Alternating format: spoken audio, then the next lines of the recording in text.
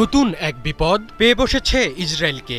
এই বিপদের নাম শি জিনপিং এর চীন। কয়েক বছর ধরেই চীনের তৈরি গাড়ি ব্যবহার করে আসছিল ইসরায়েলের সেনাবাহিনী, কিন্তু এসব গাড়ি এখন তাড়া করে ফিরছে দখলদার দেশটির উচ্চপদস্থ সেনা কর্মকর্তাদের। চীনা গাড়িগুলোকে ভূতের মতো ভয় পেতে শুরু করেছে ইসরায়েল।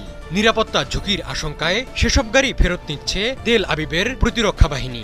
ইসরায়েলি সংবাদ মাধ্যম টাইমস অফ ইসরায়েল এক প্রতিবেদনে এ তথ্য জানিয়েছে। 2022 সাল থেকে প্রতিরক্ষা বাহিনীকে চীনের তৈরি গাড়ি দিয়ে আসছিল ইসরায়েল। লেফটেন্যান্ট কর্নেল এবং কর্নেলদের পারিবারিক কাজে ব্যবহারের জন্য এসব গাড়ি দেওয়া হয়েছিল।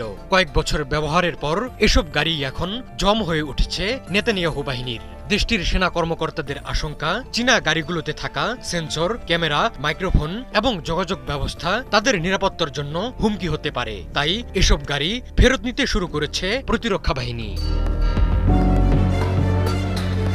টাইমস অফ ইসরায়েলের প্রতিবেদনে বলা হয়েছে, সাম্প্রতিক বছরগুলোতে প্রতিরক্ষা কর্মকর্তারা হুঁশিয়ারি দিয়েছেন চীনা গাড়ি ব্যবহার করলে নিরাপত্তা ঝুঁকি থাকতে পারে। এ কারণে প্রায় 700টি গাড়ি ফেরত নেওয়া হচ্ছে, যেগুলোর বেশিরভাগ 7 সিটের টিগ্গো 8 প্রো মডেলের। এই পদক্ষেপের আগেই আইডিএফ সামরিক ঘাঁটির ভেতরে চীনের তৈরি সব ধরনের গাড়ির প্রবেশ সম্পূর্ণভাবে নিষিদ্ধ করেছিল।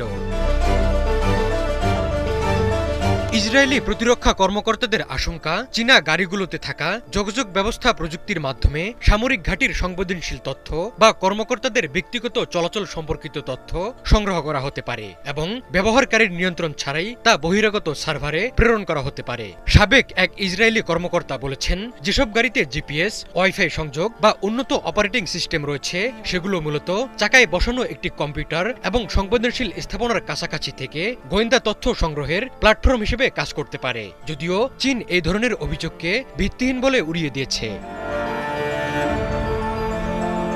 গাজা ইস্যুতে বারবার ফিলিস্তিন রাষ্ট্রের পক্ষে অবস্থান নিয়ে আসছে চীন। এমন বাস্তবতায় ইসরায়েলের এই পদক্ষেপ দুই দেশের সম্পর্কে আরও টানাপোড়েন সৃষ্টি করতে পারে। যদিও অর্থনৈতিক দিক থেকে চীন ইসরায়েলের একটি গুরুত্বপূর্ণ বাণিজ্যিক অংশীদার এবং আমদানির বৃহত্তম উৎস। ইসরায়েলি নাগরিকদের মধ্যে চীনা বৈদ্যুতিক গাড়ির জনপ্রিয়তা রয়েছে। তবে এই ধরনের সামরিক পদক্ষেপ ভবিষ্যতে বাণিজ্য এবং প্রযুক্তির লেনদেনের ক্ষেত্রে অবিশ্বাস বাড়িয়ে তুলতে পারে।